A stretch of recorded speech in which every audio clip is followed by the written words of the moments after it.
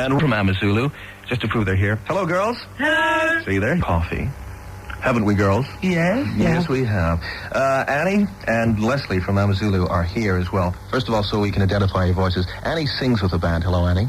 Hello. Now you can. That's Annie. When you hear that voice, you'll know it'll be Annie talking. Oh. And Lesley plays the saxophone. Do you sing as well in the band? I do a bit of toasting. Bit of toasting, do you? Yeah. A big Liverpool accent there, too. Yeah, well, quite a small one, really. Actually, the band is fairly cosmopolitan. There are 6 members in AMAZULU, and you are thought of, I think, most people, when they read about the band or hear about the band, think of you as an all-girl band, but there's actually a male member, isn't there, in the band? Our token male. How long, let's go do basic things first. How long have you been together as a combo? What's a combo? A band, a unit. I was looking for another word. A group. How long have you been playing music together? As we are now, Yeah. the line-up now, we've been together since this Christmas. Is that all? Yeah. That's when I joined, and the male token, Nada, our drummer. But AMAZULU has been around before that, because it was Lenny Henry who, I guess it was, would it have been a year ago, maybe 9 months ago, was walking around telling John Peel and I, you must listen up for this band, they're terrific. That's right. How did you find Lenny Henry, or how did you find He him? found us. One of our very first gigs was at a pub in Brixton. I think it was called the White Horse. And he just popped up at one of the gigs one night. And then we had a little talk to him, and then we heard that he'd been going around telling everybody to get into us, you know. And you come from all over the place, the various members of the band, all 6 of you. I mean, you're fairly cosmopolitans, and you come from different backgrounds. So where is your common ground? How did you all meet? We all met in London. We've all lived in London for quite a while. And were you playing music with different bands, or? No, it just all came together. Would you meet in a club or something? No. A few of us were friends before, the ones who've never been in a band before. We'd never done anything. We'd never played instruments or sang or anything before. And we just started messing around together. And then we met Claire, our bass player. She'd been in bands before. And then we got to know Margot through, by accident really. She'd played in different bands before. And then once we were all together, we started practicing together. And then by accident really, we got a gig. What were you doing, Lesley, before you were playing saxophone then? With I was a stall on the market. You had a stall in the market? Yeah. Which market was that? I had a stall in Camden Lock. Yeah, what were you selling? Rubbish. What about you, Annie? What were you doing? Well, I was unemployed for 2 years before I joined the band, and before that I used to work in Chiswick Women's Aid Refuge. Yeah, which was great. I loved it, but it was voluntary, so I had to leave it. But I worked there for about 8 months. So what gave you the confidence to go and sing? I mean, did you audition for the girls? No, I knew Leslie and Sharon Bailey, the percussionist, for about 2 years before that. And when the band had a split, they came up and asked me if I'd do it. And I nearly had a heart attack, but felt like it was something I had to do. And just went along and done it, and everything worked out perfectly. Yeah. Now, before you joined the band, I didn't see the television show, but you were on the David Essex Showcase, weren't you? That's right. Now, how did that happen? Because that was before you had a record deal or anything, so how did you get that national television exposure? I can't really remember. I think maybe they heard us on the John Peel show, possibly. Yeah. The producer just rang me up one morning and asked us to go and do it. Terrific. And how do you look back about it? I mean, you've obviously got a recording of that. I didn't see it.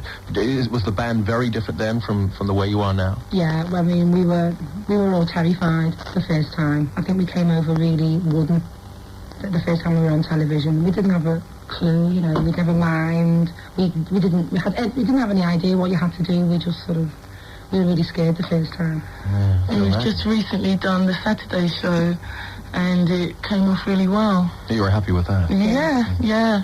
And you've always, I mean, one thing you've always done, I mean, before Annie sang with the band, I mean, you started out as a band playing reggae music, and you're still doing that, all right, aren't you? Right. So, I mean, how did you come across reggae music? I mean, were you all, as young girls, growing up with it and enjoying it then, or was it something you all talked about and wanted to do it? Well, it was something different? I always had around me from I can remember. I mean, my family are Jamaican, so like it goes right back from there, you know. My mother used to play it, and all my brothers and sisters play it all the time. What about you, Lesley? Well, I grew up in Liverpool I've always, from the first time I ever started listening to music, there's always been a lot of reggae around me. There's a large immigrant population in Liverpool, Sure. so like the music comes from all over the world. But I think for most people, reggae it's almost like an elusive form of music because it's hard to get hold of. I mean, even here at Radio 1, I mean, there are very few companies. I mean, the company I immediately think of is Greensleeves that send us records and send information about records, and that's easy for us. And Peel has got a good contact that sends him stuff from Jamaica, and he gets things. But otherwise, I mean, how do you discover the music? Why do you think that is? It's kind of locked away, almost kind of like a mystique around it. Yeah, it's the kind of thing we're trying to break at the moment as well. It's always been like that. It's always been very conditioned to a one set type of people, which is just reggae sort of orientated people. I don't really know. I don't know. I think, as in a lot of things, maybe people people who are into a certain thing, they get to a stage where they don't want anybody else to be in it. like, we don't believe in closed doors, AMAZULU. I've always sort of, it's hard to get hold of the reggae records that you want to buy. I mean, I go to a lot of blues dances, you hear a lot of music there, and sometimes it takes weeks to get the record. We're hoping that if people like us make more reggae music, that it'll encourage the larger shops to stock reggae and get it more organised. And also the acts themselves should sort of send things along to the media and I don't know, maybe get together somehow, maybe some of this, because some of the labels are really tiny and only press maybe like less than 100 copies, and some of it should be heard wider. Anyway, we're going to talk about other things, but we have another from your session tonight, and this is interesting because you recorded this session for us at the end of February, and Annie says she doesn't remember singing Upright, Forward-Looking Fashion. I hope we got the title right. It was one of those kind of sessions. Right, AMAZULU, this is a group composition, it says here, and here it is.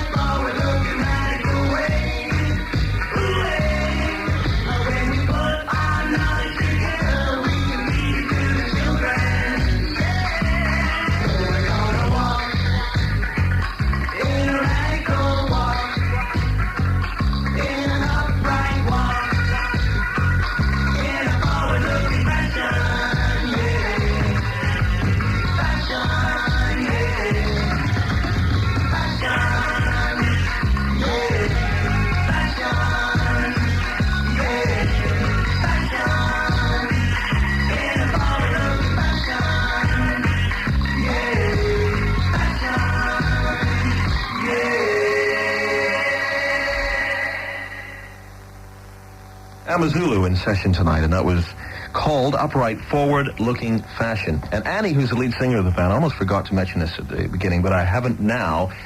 You might have seen her in the video for Culture Club's Do You Really Want to Hurt Me? Is this right? Is this true? I told me that today. Yeah, that's right. I've done quite a while back. What were you doing in the video? I was just doing the backing vocals just for the video. Because at that time I'd met George in this club I used to go up to, and he liked the way I looked and asked if I'd come along and do a video for them. I see. Do you think your hairstyle inspired the way he sort of raised his hair? Yeah. Might have something to do with it. Definitely. Now, you played in Brixton at the Brixton Festival this past weekend. Was that Saturday you played? That's right. In Brixton? And what was it like? Because you were on with, and I've got up the billing here, Abakush, King Sounds and the Israelites, Lambeth Community Youth Steel Band, and many more. What was it like for you? It was a nice festival. They had belly dancers as well, which was... Belly dancers? Yeah, they were really good. But, I'm just going to push this microphone a bit closer to you. It went on. We actually had to wait quite a long time before we played. We were the last act to play, and we didn't go on until really late. And a lot of people had to go and get the tube and everything. It was nice, except that it would have been nice if it had been a bit more tightly run.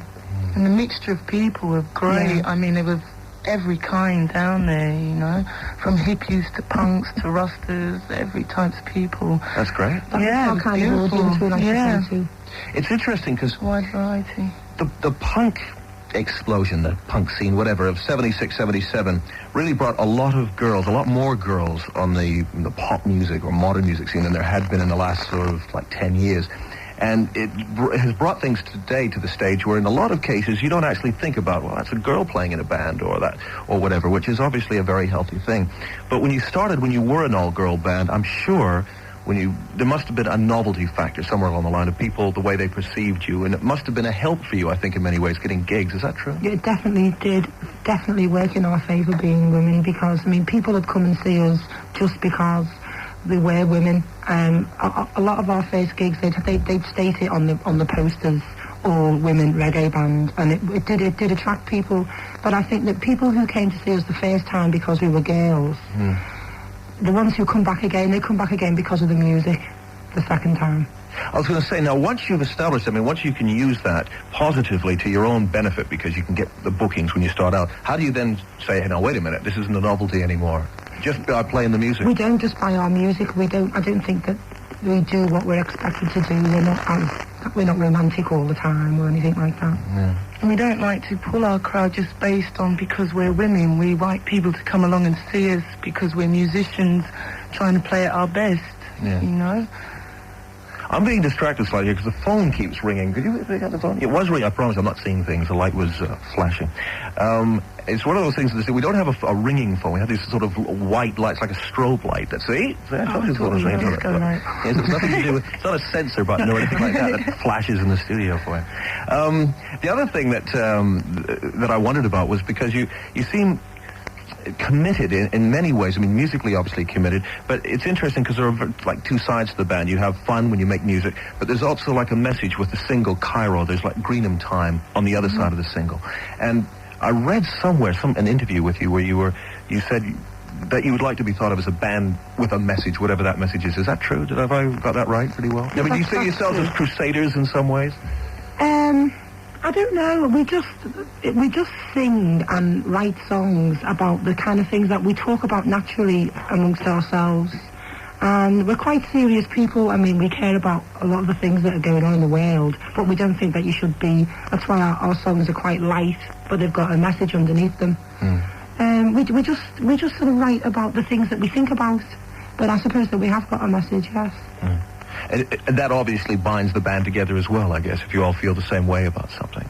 Oh, yeah, definitely, yeah. Are you a very democratic outfit? I say this because I know that UB40 are next, because we're going to play another from them in session tonight, and they operate very much like everybody has an equal say and share in what they do. So sometimes it takes ages for a decision to be made within UB40. Is it the same with AMAZULU? No, we vote on everything because that's the only way you can operate, but we're all pretty well tuned in. Yeah, we're all basically on the same wavelength anyway. I mean, you know, it's rare we have a heavy dispute about something, you know. Usually someone comes up with an idea and everyone's tuned into that anyway. But if there ever was a situation where maybe 4 people really wanted to do something and 2 didn't, then the majority would have to rule. But it doesn't often happen with us. We're all like, you know, on the same wave. And we're all like one big family. Yeah. We're all one big family. I would guess that you like UB40. Yeah, I absolutely love UB40. All right, this is a song which Winston Groovy apparently did in 1970. I say apparently because I don't remember this one at all. But anyway, they've covered this. Do you know the original version of Please Don't Make Me Cry? Do you remember I remember it. Do you? Yeah. Okay, well, this is their version of it. UB40 in session. Como a Go-Go. Meanwhile, AMAZULU are here. Something else, going back just a little bit, that I wanted to find out from you girls about Annie and Lesley are here, in case you just tuned in from AMAZULU, is why you waited so long to release a single, because you were, as a unit, for a year, I guess, making music together before you released Cairo. So why did you wait so long to release it? It wasn't really us waiting. It's that when we very first started, almost from our second gig, we had lots of interest from record companies. We went through a stage where, like, most of the audience would be people from record companies. Because we were so inexperienced, I mean, in the music business, we were frightened of signing anything. And we sort of kept everybody hanging on, and we weren't sure what to do. We didn't want to do anything because we didn't know what to do. And we let it go on a bit too long. And so we sort of couldn't make our minds. It wasn't that we couldn't make our minds, but we didn't know what to do. And we were a little bit too cautious. We were cautious for too long, but it was probably good, because at the time we weren't ready to record anything. It wouldn't have been much good, I don't think, in the beginning. And then Tower Bell were always interested in us. What's your record company? Yeah, and then when we were ready, when we felt that we were ready to sign a deal, we went back to them, and it's all worked out fine now. We've got a deal that suits us. Right. I'm very happy with it. Now, Cairo has been out for a few months now, and it's kind of like in the broad chart, because it's like the top 40 is published, and it's like another 40 places away or so, away from the top 40. But it's created enough interest in the band, because you, at the same time that singles been out, you've been doing a lot of dates, so it's obviously created more of a name for AMAZULU. Have you got a single follow-up planned or recorded yet? Yeah, we've got one out called Smiley Styly that we hope to be bringing out pretty soon. We've just finished recording it, and it's in the stages of being mixed. And we hope that will really take off. Good. And then after that, an LP? Well, the last week or so, we've been writing and sort of arranging our first album. But we're going to record it sort of in the next 3 weeks, finish that off. I'm not exactly sure when it will come out, but it's on the way. Right. I mean, this is like a really broad question, and I don't mean it to sound heavy or philosophical or anything, but what are like the long-term plans? I mean, where do you see AMAZULU going from here now? I mean, if you obviously would like to get some single success, but in terms of the band, what would you like to see AMAZULU do? What about you, Annie? Well, just to keep on going and reaching higher places and putting our message across to a wider audience. And Lesley? I'd like to crack the States. I don't think, I mean, considering the size of America, and considering sort of all the different music that's available in America, reggae hasn't ever been as successful as it should be. I think that we, as a medium for reggae, might be able to pave the way for other reggae bands, because we're so kind of harmless looking and easier to identify with. A lot of people can identify with us. We've sort of got someone for everyone, because we're all so different. Sure. Well, that's for sure. I mean, I haven't seen you live. There's plenty of pictures of the band, though, and you look fairly diverse. Now, you wanted to do some dedications, because some friends or family perhaps are listening. Who would you like to say hello to, Lesley? I'd like to say hello to my mum and my dad and my sisters, all my family, my nephew Paul, my grandma, and everybody in Liverpool who knows me. Right. And Annie, who do you know that's listening? I'd like to say hello to Susie, Pauline, Velma, Lisa, Carl, Gloria, my mum, my sister, and anybody that knows me. I love you all. Right. This is Annie and Lesley from AMAZULU here on the show, and this is another from them in session tonight. A song recorded by Bob Marley. Who wanted to record this? Who was the first of the AMAZULUs to say, hey, let's record this one? Let's do War. Let's do Fussing and Fighting. It's not by Bob Marley. It's not? No, it's by Tristan Palmer. I thought Bob Marley recorded it. Oh, did he? Well, anyway, we we copied it off Tristan Palmer. Oh, okay. So Yeah. We covered it. Covered it. We covered it. Right, okay. Listen, thanks for coming in. Any dates that anybody's going to be able to see you at in the next sort of week or two? Yeah, we're back at the Brixton Ace on the 7th of May. We're doing a show for CND. So everybody come down there. And I think, is Saint and Eastwood on with you on that building? possibly, yeah. Anyway, okay.